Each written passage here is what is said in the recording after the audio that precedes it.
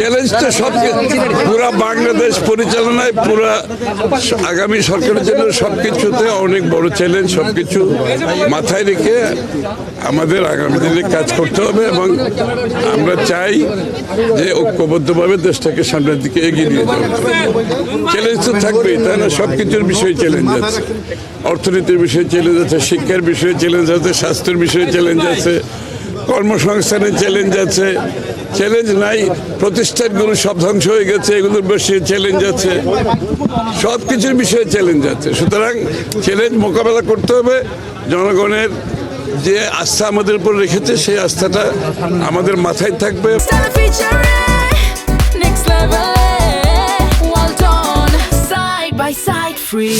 এবং এটা অনেক বড় আস্থা রেখেছে এবং এটার প্রতি সম্মান রেখে আমরা কাজ করার চেষ্টা করব।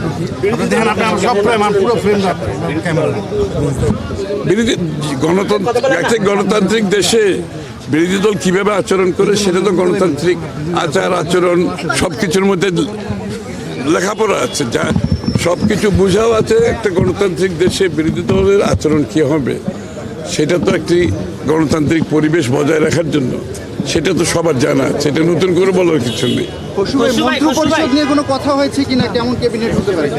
ওই সাবজেক্ট সম্বন্ধে আমার কিছু আমি অবগত নই। আমি মন্ত্রণালয় সম্বন্ধে কিছুই অবগত নই।